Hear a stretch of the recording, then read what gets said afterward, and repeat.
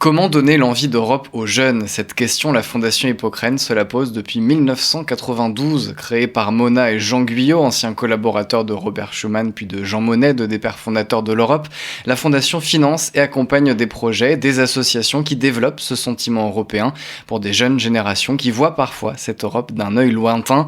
Aujourd'hui, sur Euradio, on va parler d'un prix remis tous les ans, le prix Hippocrène de l'éducation à l'Europe. Les candidatures sont toujours ouvertes. On en parle avec la directrice de la Fondation Hippocrène. Bonjour Dorothée Merville. Bonjour à tous. Alors, dans un souci de transparence, je précise à nos auditeurs et nos auditrices que la Fondation Hippocrène est l'une des mécènes de radio. D'ailleurs, nos studios ici à Paris se trouvent au sein de la Fondation. Mais je précise aussi que vous n'avez pas reçu les questions en avance. Alors, Dorothée Merville, ce prix Hippocrène de l'éducation à l'Europe existe depuis 2010. Qu'est-ce que la Fondation souhaite valoriser à travers ce prix ? Alors, ce qu'on souhaite valoriser à travers le prix Hippocrène de l'éducation à l'Europe, c'est vraiment le travail des professeurs, tous ceux qui s'engagent avec leur classe pour que leurs élèves vivent une expérience européenne. Et dans l'esprit de la Fondation, c'est quoi vivre une expérience européenne ? C'est faire un projet commun avec d'autres jeunes en Europe. Et donc là, en l'occurrence, on récompense des projets qui sont faits avec des classes d'autres pays d'Europe, au moins un, parfois plusieurs. Donc justement, qui peut déposer un projet pour ce prix ? Alors ce prix, il est vraiment pensé pour tous les scolaires, de la primaire au lycée. Et on a des prix par catégorie, donc pour les primaires, pour les collégiens, pour les lycéens de lycée général et technologique, également l'enseignement agricole et les lycées professionnels. Et quel type de projet vous attendez à travers ce prix ? Alors nous, ce qu'on attend, c'est vraiment tout ce qui est concret, tout ce qui permet aux jeunes de vivre concrètement l'Europe à travers les valeurs européennes, à travers le patrimoine, à travers des sujets du quotidien comme la météo, comme l'environnement, le ramassage de déchets. Tout marche en fait, c'est vraiment la pédagogie du projet, la pédagogie européenne qui va nous montrer si c'est un projet éligible ou non pour être lauréat de ce prix. Par exemple, sur les dernières années, quels ont été les projets les plus marquants, même si j'imagine qu'il y en a beaucoup, mais quelques projets qui ont retenu votre attention ?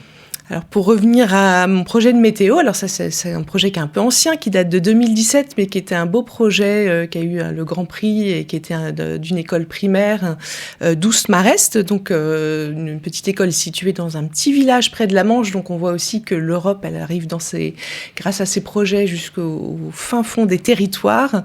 Et là l'idée, c'était de partager sa météo quotidienne avec 8 classes de 8 autres pays du sud de l'Europe, du nord de l'Europe, de l'est de l'Europe, et du coup ça rendait très concret pour ces petits primaires éloignés de tout, le fait qu'ils avaient des camarades qui pendant qu'eux étaient en t-shirt, il y en avait d'autres qui étaient en blouson dans le nord de l'Europe à la même période. Ça a permis aussi de traiter tout le programme scolaire autour du climat, de la météo, de la géographie.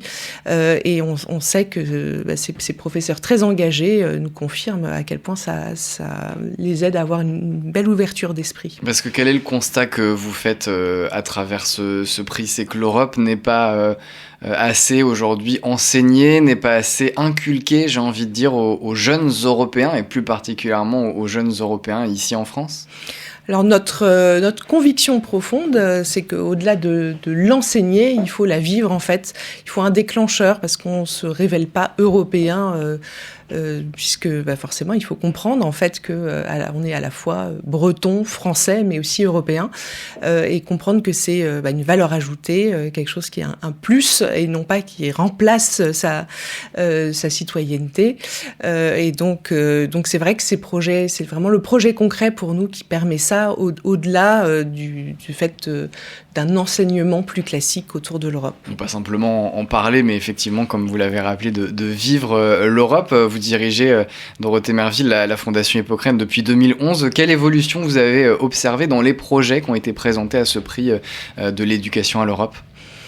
Alors, ce qui est vrai, c'est qu'on a été très aidés dans ce mouvement par des gros financements Erasmus qui sont arrivés, qui financent maintenant des projets scolaires, ce qui n'était pas le cas à l'origine. On a toujours l'impression qu'Erasmus soutient plutôt des étudiants individuellement. Et ces gros financements ont vraiment permis aux professeurs engagés d'imaginer des projets très ambitieux. Et donc ça a vraiment tiré vers le haut tous ces projets européens de mobilité. Et c'est vrai que, par ailleurs, comme on existe depuis 2010, il y a de plus en plus, ça donne aussi envie à de plus en plus de professeurs de se lancer dans cette aventure. Donc nous, c'est vrai qu'on intervient souvent sur des professeurs qui se lancent dans une aventure européenne ou au contraire qui ont fini un gros projet Erasmus et qui souhaitent poursuivre d'autres types de projets, faire un prolongement de leur projet européen avec leurs élèves. Et justement, question très pratique, si on a des enseignants, des enseignantes qui nous écoutent sur Radio, quelle forme doit prendre leur candidature au prix? Comment ils doivent s'y prendre? Alors la candidature elle-même, elle est assez simple. Il faut aller sur notre site internet dans l'onglet Prix Hippocrène et cliquer sur Soumettre ma candidature. Il faut le faire avant le 19 janvier. C'est assez court, on vous pose quelques questions sur les objectifs du projet, la pédagogie et les partenaires qui sont déjà identifiés. Et ça permet de postuler. Et comme on dit, seuls tous les gagnants ont tenté leur chance. Un peu comme le loto finalement. Alors justement, qui dit prix, dit récompense. Qu'est-ce qu'on gagne avec ce prix ? Alors, il y a plusieurs prix. Il y a des prix à 5 000 € et un grand prix à 10 000 € répartis dans chaque catégorie qui permettent la mise en œuvre du projet, de favoriser la mobilité.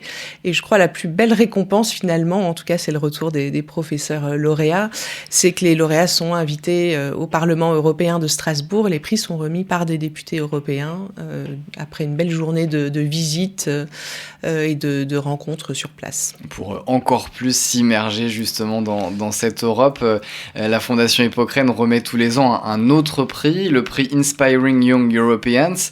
La remise des prix d'ailleurs du prix 2025 aura lieu le 7 avril.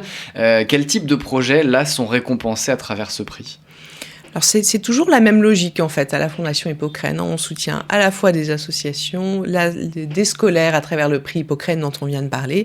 Et ce prix Inspiring Young Europeans, c'est vraiment la même idée, c'est d'inciter des associations françaises qui au départ n'ont pas spécifiquement une ambition européenne de partir de leur projet habituel et de les aider à y mettre de l'Europe dedans, si on peut s'exprimer ainsi. Parce que là encore, notre conviction, c'est que dans le monde actuel, par rapport aux défis, aux enjeux que la jeunesse peut rencontrer, pour nous, c'est vraiment l'échelle européenne qui est pertinente. Donc ça ne signifie pas qu'il faille essaimer partout en Europe nécessairement, mais simplement pouvoir s'inspirer d'un partenaire en Europe, intégrer des jeunes d'autres pays dans son projet, c'est pour nous ce qui va faire que le projet devient européen. Et donc c'est tout l'enjeu du prix qui est porté par l'écosystème associatif d'une vingtaine d'organisations avec lesquelles on travaille depuis des années, qui portent ensemble ce prix, communiquent et aident ces associations lauréates à devenir plus européennes. Écosystème dont fait partie justement Euradio. Alors pourquoi aujourd'hui ces organisations qui font vivre l'Europe, qui déposent ces projets, elles ont besoin de ce soutien privé via le mécénat, notamment de la Fondation Hippocrène? Alors c'est vrai que malheureusement, la Fondation Hippocrène est un peu la seule à soutenir de manière concrète les projets européens.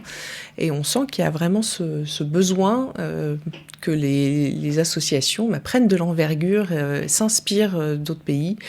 Donc c'est à la fois un soutien financier, une dotation de 15 000 €, et c'est à la fois l'appui des associations qui vont accompagner les projets, les aider à mieux communiquer, les aider à avoir des financements européens, à trouver des partenaires en Europe. Donc c'est tout l'enjeu de ce prix Inspiring Young Europeans. Donc comme vous l'avez dit, il y a une édition 2025 qui va s'achever le 7 avril avec la remise des prix sur 4 catégories qui sont portées aussi par des partenaires. Donc le prix environnement qui est porté par la Fondation Société Générale, le prix Envol de la jeunesse par la Fondation AG2R La Mondiale, le prix franco-allemand avec l'Office franco-allemand pour la jeunesse et le prix Jeunes et Santé Agir face au cancer avec l'Institut Gustave Roussy. Et donc voilà, pour être complet, la remise des prix donc 2025, 7 avril, 2026 et l'édition 2026 sera ensuite lancée au courant de l'année. Toute dernière question, Dorothée Merville, pour conclure cette interview. Est-ce que vous êtes plutôt optimiste ou pessimiste pour l'Europe de demain ? Vaste question. Alors à la Fondation Hippocrène, on a l'habitude d'être toujours optimiste, quelle que soit la situation, parce qu'on sait que l'Europe se révèle toujours au moment des crises, et donc on continue à croire à cette idée que l'Europe n'est pas parfaite, mais qu'en tout cas, elle trouve souvent les solutions face aux enjeux de demain.